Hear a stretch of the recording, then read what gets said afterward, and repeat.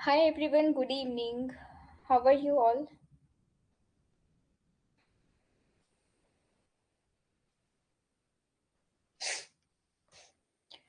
Guys, issues related to attendance, kindly contact Vault of Codes team. You can reach out to them on their official mail ID.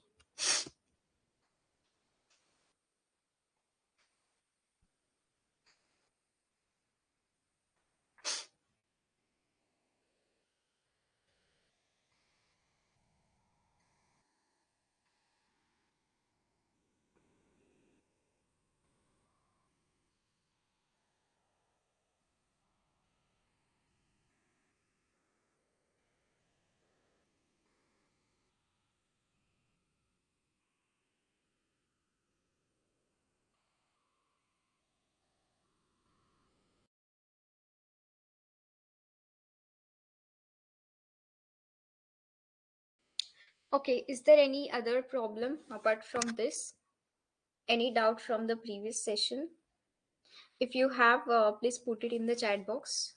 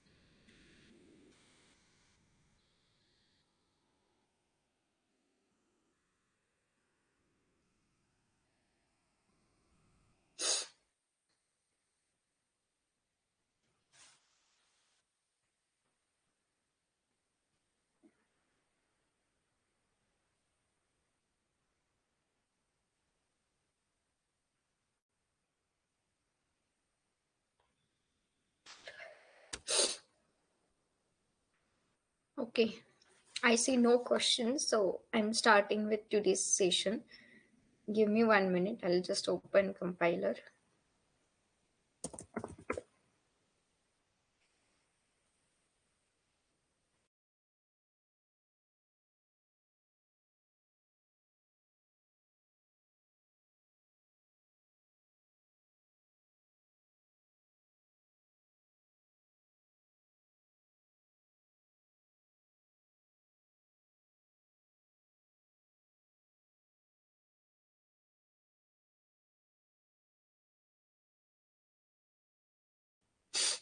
Guys, can you see my screen?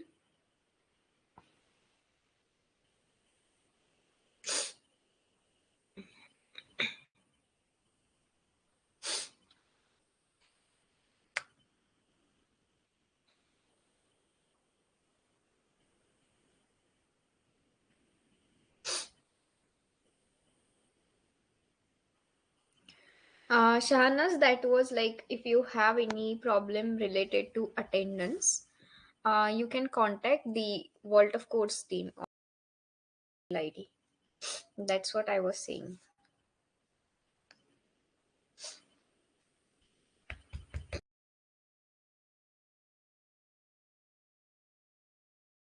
I hope my screen is visible to everyone.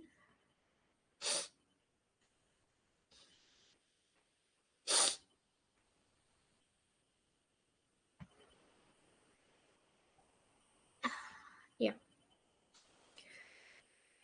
So, guys, today we will be talking about arrays, array list.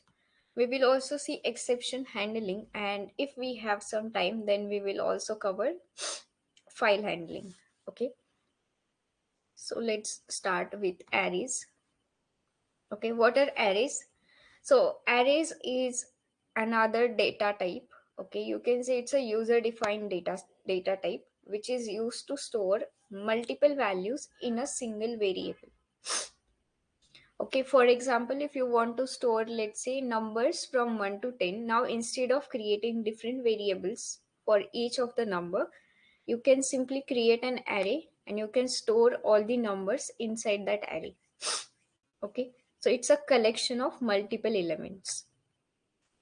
Now there are many things you can do with the array, like you can manipulate your arrays basically. So first of all, let's see how we create any array.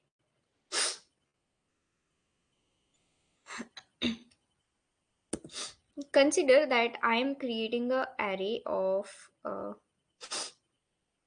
let's say fruits. Okay, now this is a string array, so data type will be string. Okay, this square brackets, and then the array name is fruits. Now to enter the elements inside this, you will simply use curly braces and enter your elements one by one. So let's start to enter. Then the next value you will add after a comma. So comma is a separator over here.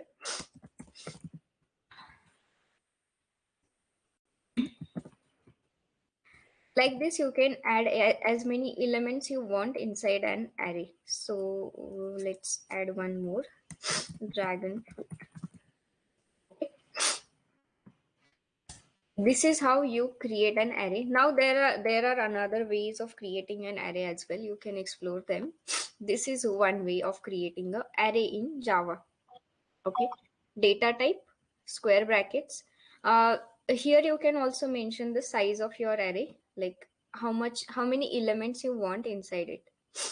Then fruits is the name of the array, equal to sign. After that, you can add the elements. Guys, if there is any question, put it in the chat box.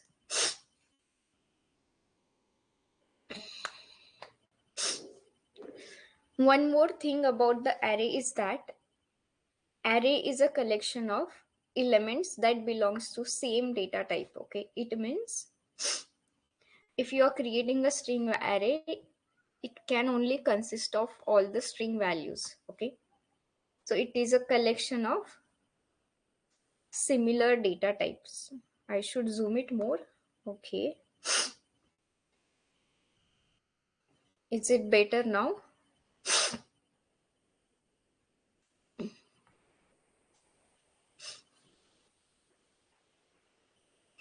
Okay, now next is let's try to okay, there is something called indexing. Okay, we can use index in order to access any element from this particular array. Okay, now remember one thing, the first element in an array will always have index 0, then the next element will have index 1, 2, 3, and so on. Okay, so it means if you want to access a specific element from this array, let's say you just want pineapple. So okay, first of all, let me just ln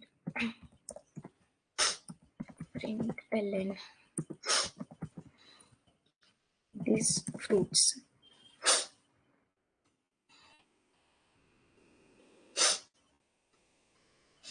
What happened?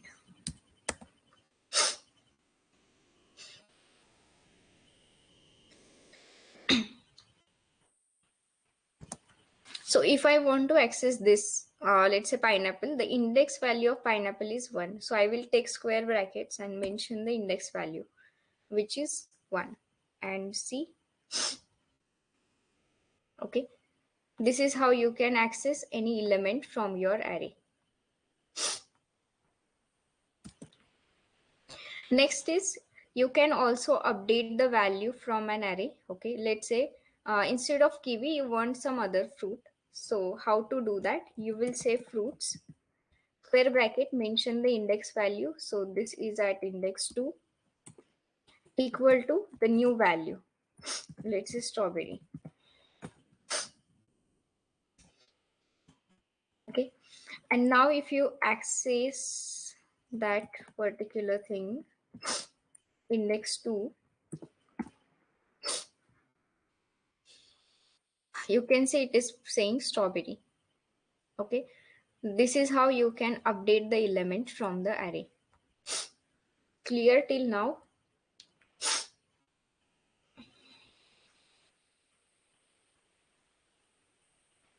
Guys, is there any question so far?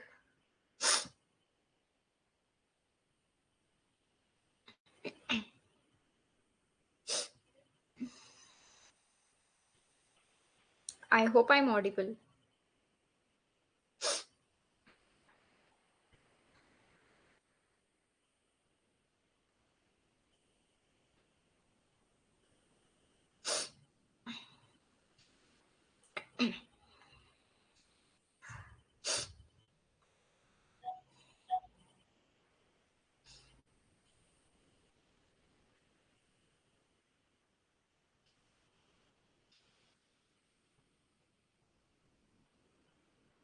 Okay. So now next is next what should we see? Okay. We will see how you can get length of this array. So for that simple, just a second. You just use your array name fruits dot length length. Okay. This is a property. It will give you length of your array. Okay. So in our case, it's 4. 1, 2, 3, 4. Why I told you this is because next we are going to see how you can iterate over this array.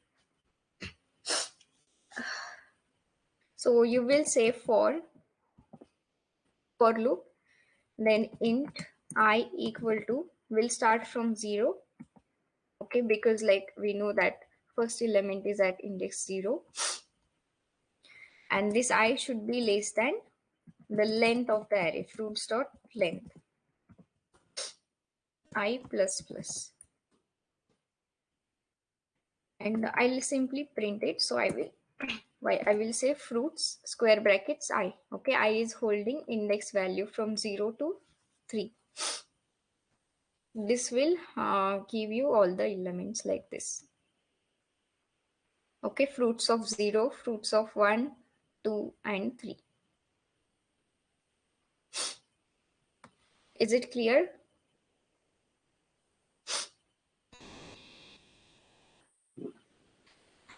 So guys, if it's clear, your task is you should create an array of integers and iterate over that array, and you should print which numbers are even and which are odds. This is your task.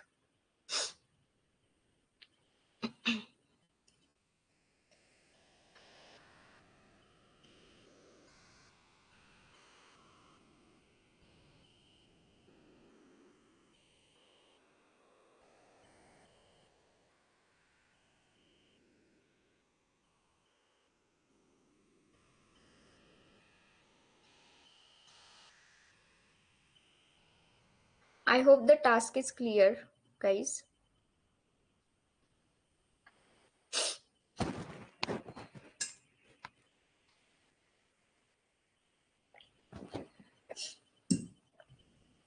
At least say yes or no.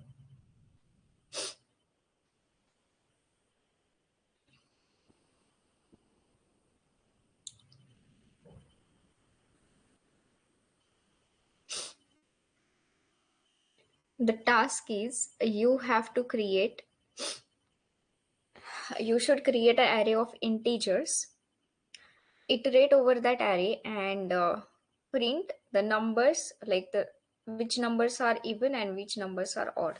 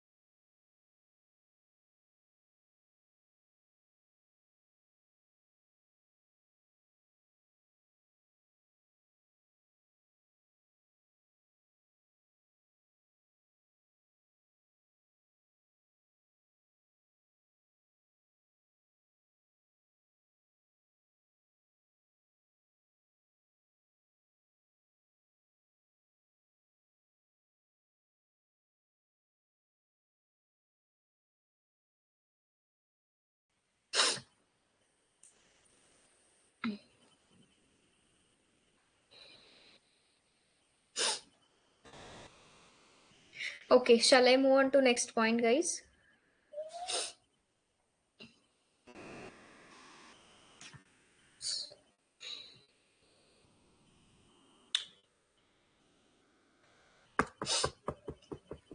Okay, I'm moving on. The next one is array list. Okay, so first of all, understand the limitation of this array. Okay, the limitation is once you create your array, this size cannot be changed. Okay, it means you cannot add new elements, you cannot remove any element from your array. Okay, the size of the array will be fixed. Only thing you can do is you can update the value like this, but you cannot add new value.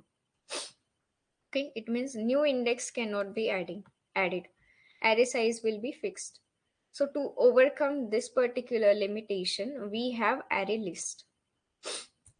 So array list is it is also used to store multiple elements, but the thing is it is a resizable array.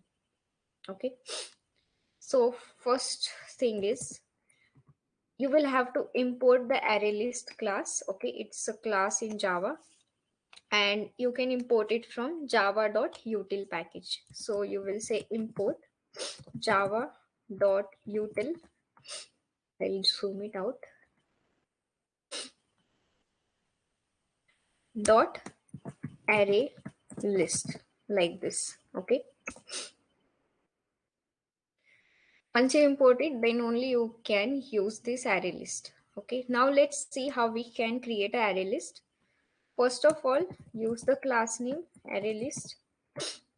Okay, in these angular brackets, you should mention the data type of the elements you are going to store.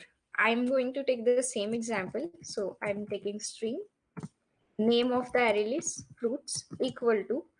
Now this is what we are creating a object of this class. Okay, so how to create it? New keyword, again the class name, array list,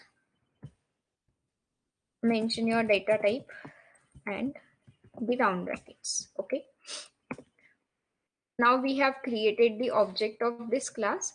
Now there are different methods which this array list class provides, using which you can add the elements inside your array list. You can remove the elements, you can update the elements. Okay, let's see how we can add it. So you will say fruits, name of the method is add. So dot add. Okay, like this. Now you can add as many elements you want.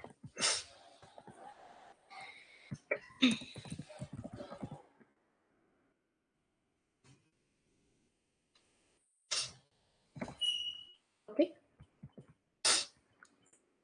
let's use.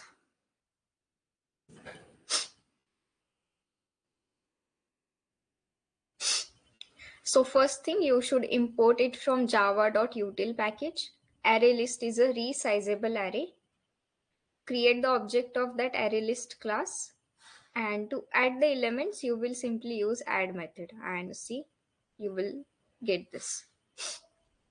Again the index will remain same. First element will be having index 0, 1, 2, 3, 4 and so on. But how to access the element from this array list? Again for that you have a separate function. So the function name is get. So fruits dot get, in round brackets mention the index value. So if you want to access kiwi, index value of kiwi is 3. You will mention 3. Run it. Okay, you can see kiwi is printed over here. So this is how you access the elements from array list. Now let's see how you can update the elements, and we will also see how to delete the elements. To update the element from your array list, there is a method called set.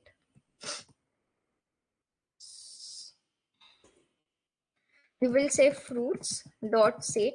This method will take two parameters, the index which you want to update. Let's say banana. So index 2 comma new value is um, dragon fruit. Okay, and let's print these fruits.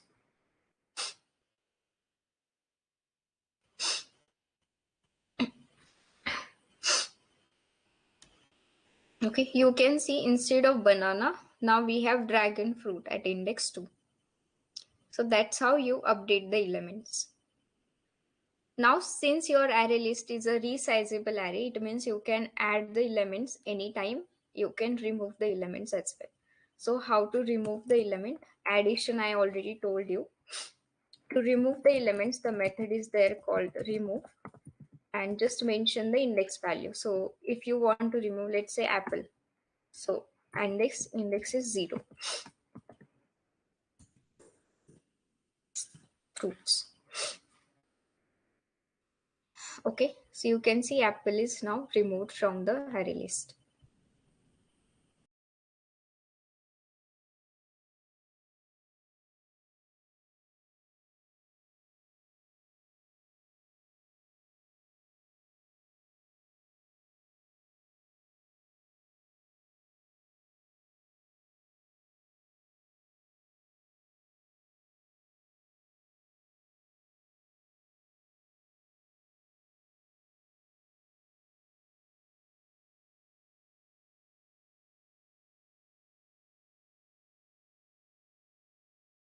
Now, how to get size of your array list? For that, again, we have a method called size method. So fruits dot size.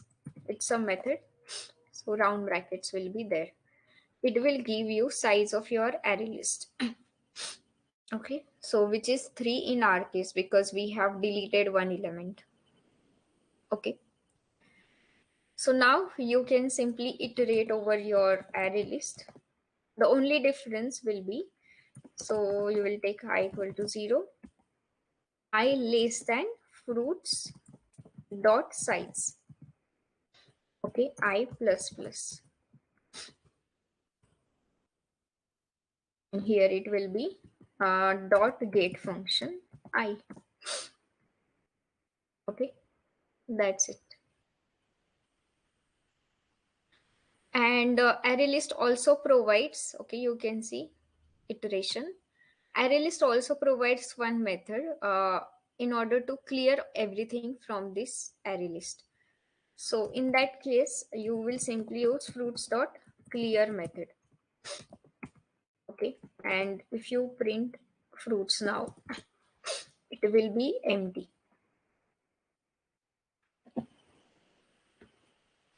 Oh,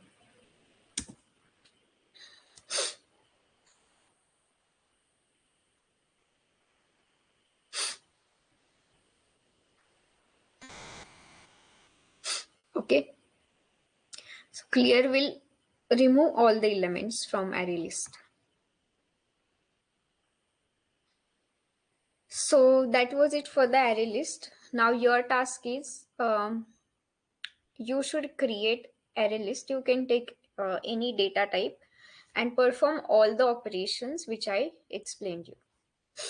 And once you are done, just put D in the chat box.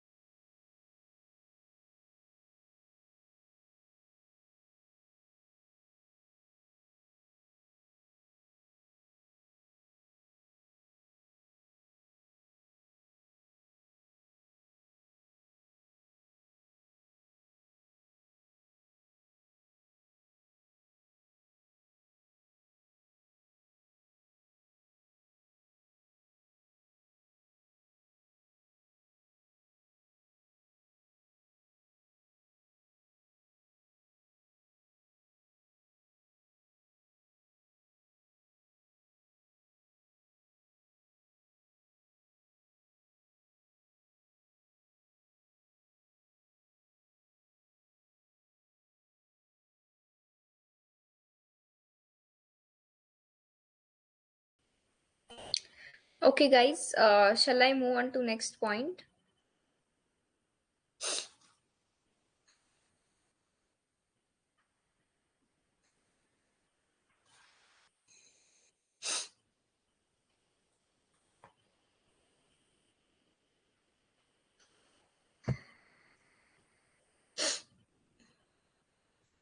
Okay, I'm moving on to next point.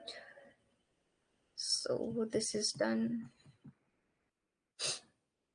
Okay, now we will see what is exception handling. Okay, so you should know what is an exception first. So exception is any unwanted event that occurs and which disturbs the normal flow of your program. For example, if you are going somewhere on a bike, okay, so the road from your home to the destination is a normal flow, okay. The exception that can occur is nothing but, let's say, unfortunately, traffic police caught you without license. That is a unwanted event that occurred and it disturbed your normal flow, correct? That's what an exception is. In programming also such kind of errors can occur and it will disturb your normal flow, and we should avoid any exception. And how to avoid it is basically to handle the exception. So in real time, how you will handle it, you will always keep your license with you. So in the same manner, we should handle any such exception in program as well. Now there are different types of exceptions, like we have checked exceptions and unchecked exceptions. Okay, these are built in. Then we can also have user defined exceptions. Okay, user defined we will see. Okay, uh, first of all, let's discuss the built-in exceptions, checked and unchecked. So in checked, we have clause not found, IO exception, SQL file not found exception. In unchecked exception, we have arithmetic, null pointer, array index out of bound. Okay. So there are like many types of exception. We will see one or two example of these exceptions. So how to handle it? Basically, we have some blocks like try block, we have catch block, finally block, and then there are keywords like throw and throws keyword. So let's start with try and catch. I'll remove everything. For this, you will need one package called java.io package. Okay, now I'm importing everything from this package, so I did dot star, but this is not suggested. Okay, I'm doing it like java.io.star. Now next thing is, so let's take an example. You have two numbers equal to 5 and int b equal to 0. You're trying to find the division of these two numbers. So let's see. C will be a divided by b. Okay, and let's print it.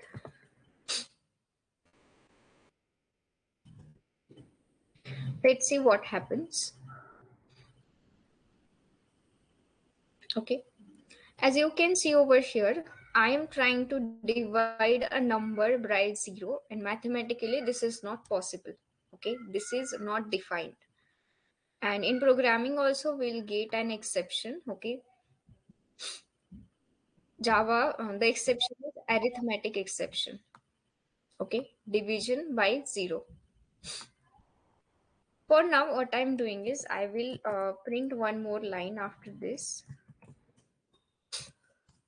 Okay, let's say this line was there, okay, which was important, but due to this exception, as I told you, the normal flow will be disturbed. So you can see this hello world line was not executed. Okay, because the exception disturbed our normal flow. So let's see how we handle it. Guys, if there is any question, put it in the chat box. So how to handle it is basically we take try block and catch block. Okay, in try block we will put all the things, okay, all such lines of codes that might result in the exception. So I'll just put all the variables along with this particular line. Okay, I will put this as well in the try block for now. Okay, so these are the lines which might result in the exception. So I will put it inside the try block. Every try block must be followed with a catch block. Now catch block can be multiple, okay, one or more catch blocks you can write.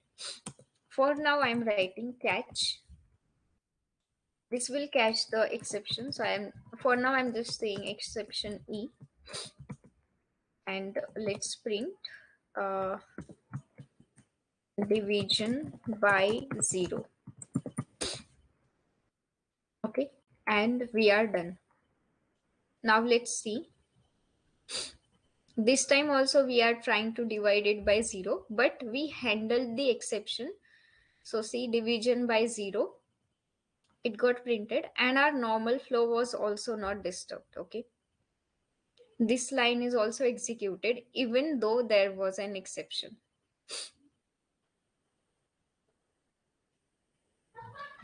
Is it clear?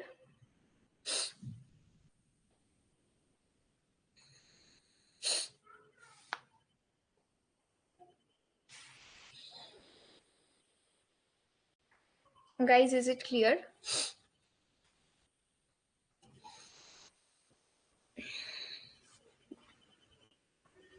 Okay. Next is you can also have like many catch blocks, okay, because there can be any exception. So let's see what to do. Okay, let's say I'm catching. More specifically, this is a arithmetic exception. Okay, so I will catch that arithmetic exception. Okay,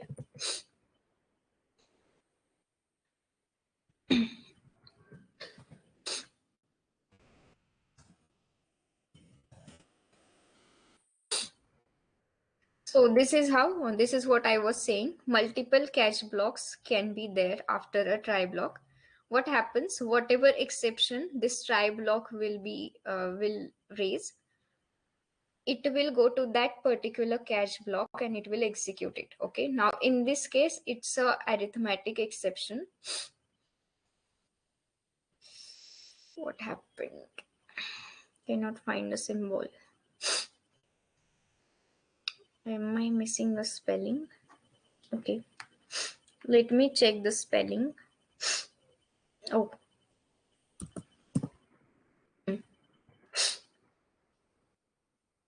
Okay. So you can see I told you that specifically division by 0 is an arithmetic exception. So this was executed. If the exception it is raising, it doesn't match with this, then it goes to the next catch block and it executes it. Okay. Exception is a general class.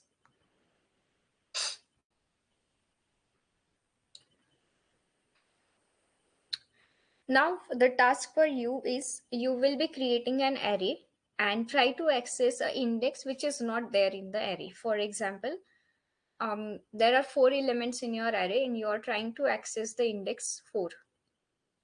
For 4 element, the last index will be 3. Okay, but try to access the fourth index and handle this exception. More specifically, this that will result in array index out of bound exception. Do this, and once you are done, let me know.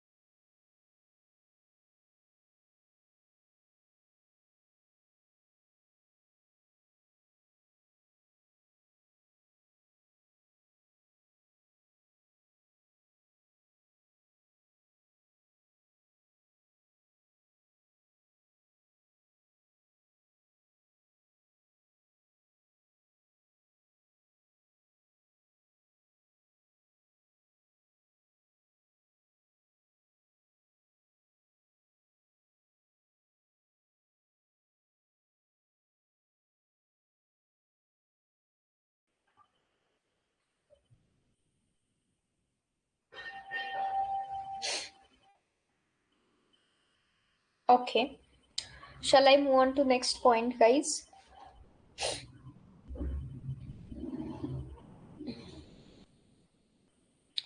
Okay, I'm moving on. Now we will discuss about a finally block. Okay. You can write a finally block after all your catch blocks. Okay. The use of finally block is just, let's say, if you want to run any kind of cleanup statement or any kind of code that you want to execute, regardless of if there was an exception or not, all those lines you can put it inside the finally block. So for now I'm just saying thanks for visiting.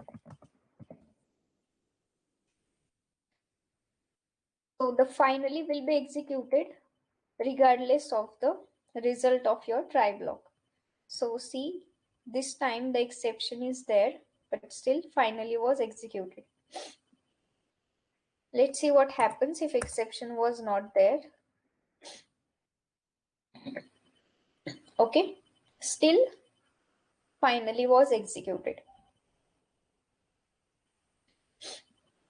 So that's what a finally block is. Any such code that you want to execute, regardless of result of a try block. For that reason, you can use a finally block. Is it clear?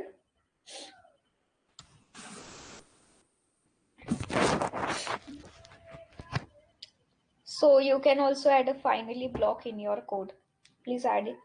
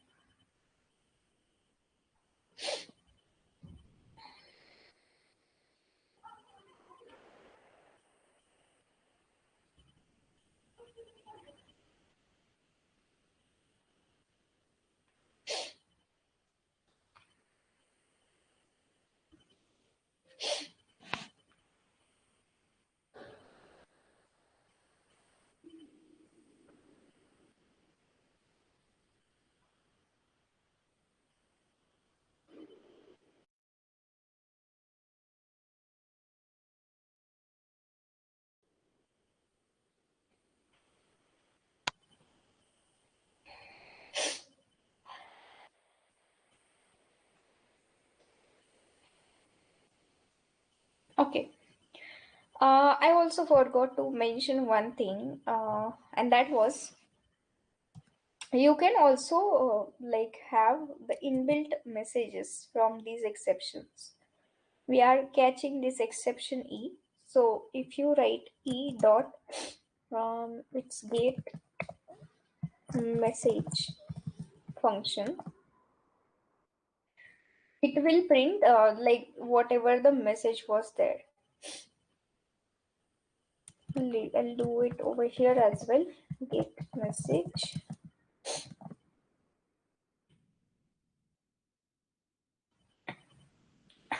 Let's change this to 0.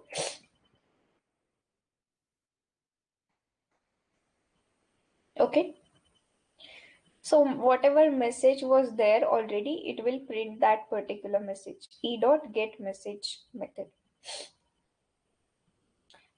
If you try to comment this out, you can also check the message, the default message exception class has.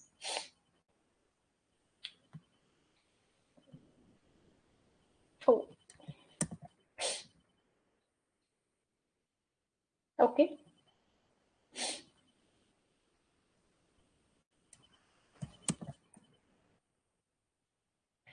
And now the last topic is the throw keyword. Okay. So I had discussed about the user defined exceptions. Okay. So if you want to raise any other exception apart from whatever there, okay, whatever inbuilt functions are there, apart from that, you want to raise an extra exception. That's what we call user defined exception. And to create such exceptions, we use throw keyword. So okay, I'll just show you how to create the exception. Let's say you are checking if age of the person is like greater than 18 or not, and if the person is less than 18, it should create a exception. So I will say age and let's assign a random value. I will check if this age is less than 18. Okay, so if this is the case, I want to raise a exception. I will use throw keyword. And what type of exception you want? So I want new, let's say, arithmetic exception.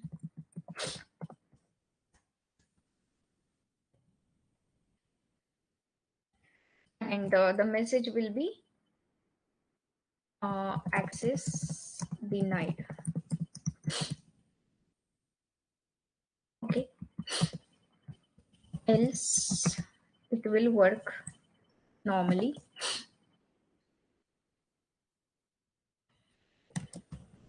Allowed.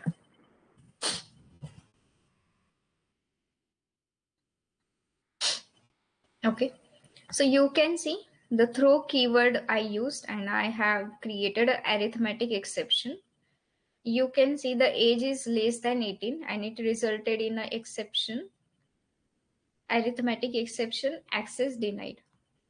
Okay, now why normal flow was disturbed? Because we have just created the exception, we are not handling it. Okay, you can add try and catch block to handle this exception as well.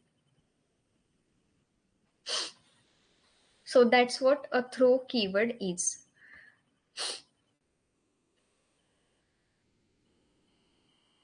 You can even take this particular age from the user. So for that, there is a class called scanner. You need to create the object of that class. So new scanner system dot in. Okay, this is how you create a object of scanner class. And here you will say sc dot. If you are expecting an integer from the person, from the user, you will use the method next int. So this will allow you to take input from the user. Happen.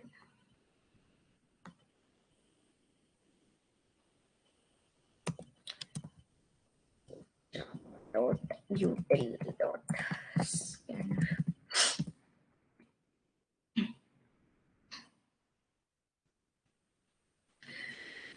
So let's enter 19. Okay. For our understanding, we'll also print one line into your each.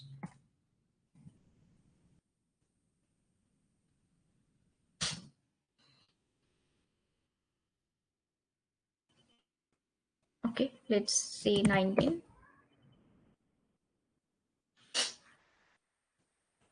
Is it clear, guys?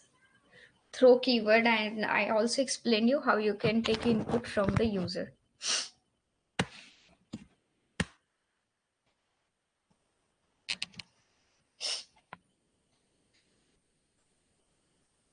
If you have any question, put it in the chat box. Else, please try this throw keyword and also try taking input from the user.